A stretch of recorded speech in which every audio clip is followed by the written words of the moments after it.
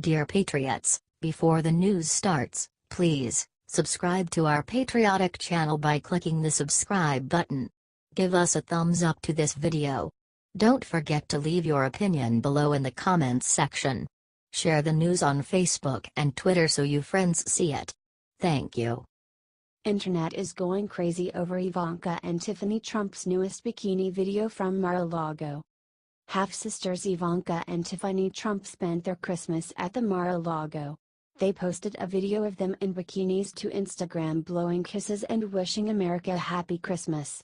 While some felt the video was charming and cute, many liberals took to the internet to express their outrage. Hypocrisy is flaunting a five-star Christmas holiday when your president father signed tax cuts that hurt millions of hard-working Americans. And how much do you specifically know about my life? Wrote one user. Even though the tax cuts are hugely beneficial to hard-working Americans. Another wrote rich self-absorbed and self-serving skanks. However, rational people fought back. Relax people. Obama vacationed in Hawaii every Christmas, wrote one user. I'm very sure if Obama's daughter were doing this the left would have heart attacks and say look how wonderful and amazing they are. Wrote another. Later that night Tiffany Trump posted a stunning photo of herself in a purple dress. The media wasn't done being outraged though. Ivanka made headlines when she posted a photo of her and Jared on a boat, but hundreds of feet away, you could faintly see a Confederate flag. Therefore Ivanka must be a racist. Ivanka Trump's holiday vacation photos include shot of a Confederate flag, writes Raw Story.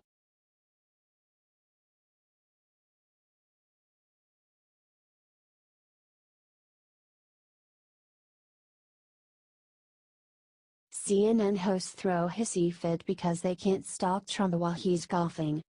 CNN hosts have not proven themselves to be the smartest figures in the American media, and they certainly have shown themselves to be the most left-biased.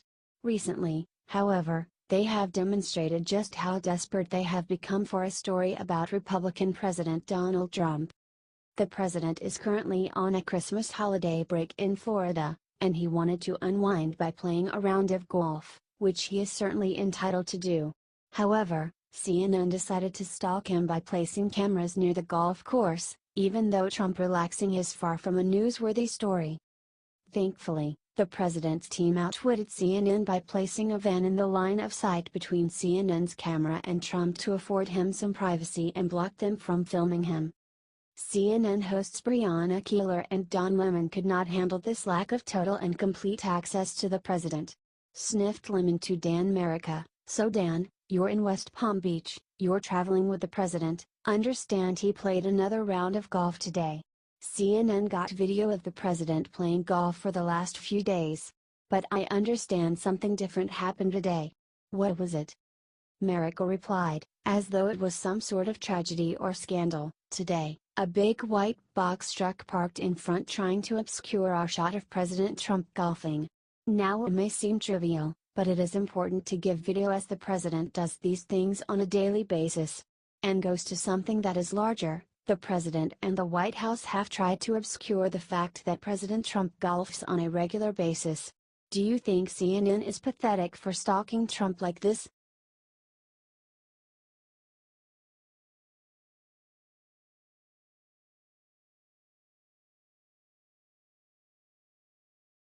Prince Harry tried to invite Obama to his wedding, then he got a warning from someone unexpected.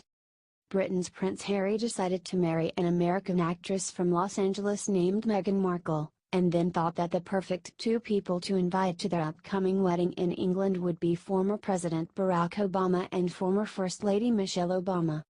Barack Obama seemed keen on the idea of attending the wedding. He tweeted at Harry following news of the engagement, "Michelle and I are delighted to congratulate Prince Harry and Meghan Markle on their engagement. We wish you a lifetime of joy and happiness together." Unfortunately, it does not look like the prince will get his royal wish. A great deal of it has to do with the fact that Obama has been busy pretending that he is still the head of state in America by traveling around the globe and meeting with other world leaders informally on behalf of the American people. Britain's Prime Minister Theresa May is savvy enough to understand what a bad move it would be to have America's ex-president attend a British royal's wedding instead of America's actual sitting president Donald Trump. This is particularly true after London's Mayor Sadiq Khan told Trump he is not welcome there. Stated one British government official, Harry has made it clear he wants the Obamas at the wedding, so it's causing a lot of nervousness. Trump could react very badly if the Obamas get to a royal wedding before he has had a chance to meet the Queen. According to reports, Prime Minister May is going to personally act to squash the Obamas' plan to come to the wedding. Are you glad Barack and Michelle are getting disinvited to Prince Harry's wedding?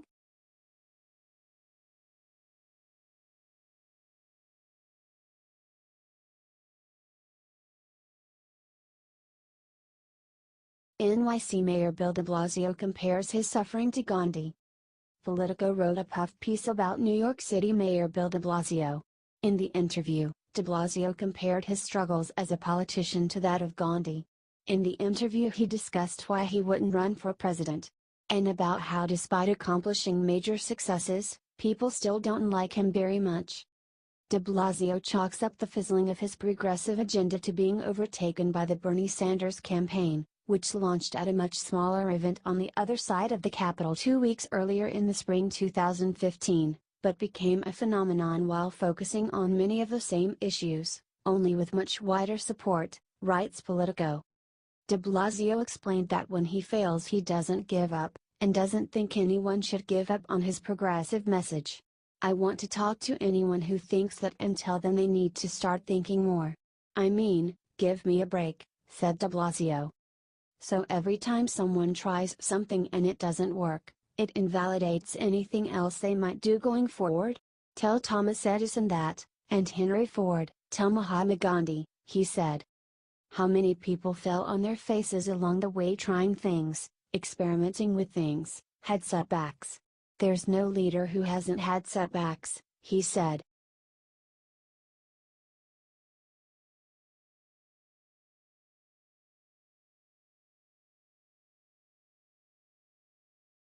New York Times praises peaceful Muslim group known as Army of Darkness. The New York Times wrote a disturbingly friendly puff piece about the Muslim terrorist Al-Qaeda, who attempted and failed to blow up the New York's Port Authority bus terminal subway station. The piece is called A Mysterious Act of Mercy by the Subway Bombing Suspect. Dhaka, Bangladesh, before Al-Qaeda returned home to New York from his native Bangladesh, and tried to blow himself up with a pipe bomb in a crowded Manhattan subway station, he had one last thing to do, an all-night bus ride by himself to help Rohingya refugees. After visiting relatives here in the capital city, Dhaka, he traveled across the country, slept in a mosque and under a tree, and passed out a few $100s of medicine in the crowded refugee camps, they write. But then they write something more disturbing. As a boy, Mr. Allah and his mother made the rounds in Hazaribagh, knocking on doors and asking neighbors to go with them to the mosque to pray. They were members of Tabligh Jamaat, a peaceful Muslim outreach group, they write. Describing Tabligh Jamaat as a peaceful Muslim outreach group is downright offensive. They have been tied to a significant number of terrorist attacks. They're called the Army of Darkness outside of the United States because of their stealthy abilities. They're also able, like water, to take the shape of any group they come into contact with. They're pro-jihad. They're encouraging brethren to go back to the way of Prophet Muhammad. They're essentially accepted by virtually every branch of Islam all over the world. Especially Sunni, writes Rahim Qasim in his book No-Go Zones.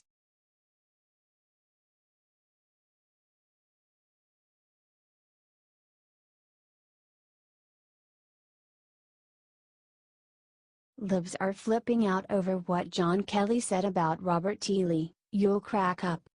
White House Chief of Staff John Kelly may have had some conflicts earlier on with President Donald Trump, but appears Kelly has come around to Trump's way of doing things. In a recent interview on Fox News show The Ingram Angle, Kelly spoke candidly and made comments that enraged liberals. Host Laura Ingraham asked Kelly about the removal on Confederate statues and John responded, "Well, history's history. There are certain things in history that were good, and other things that were not so good. I think we make a mistake as a society, and certainly as individuals, when we take what is accepted as right and wrong, and go back 100, 200, 300 years or more and say, what Christopher Columbus did was wrong. He went on, I would tell you that Robert E. Lee was an honorable man. He was a man that gave up his country to fight for his state, which 150 years ago was more important than country. Kelly added, it was always loyalty to state first back in those days. Now it's different today. But the lack of inability to compromise led to the Civil War, and men and women of good faith on both sides made their stand where their conscience had them make their stand.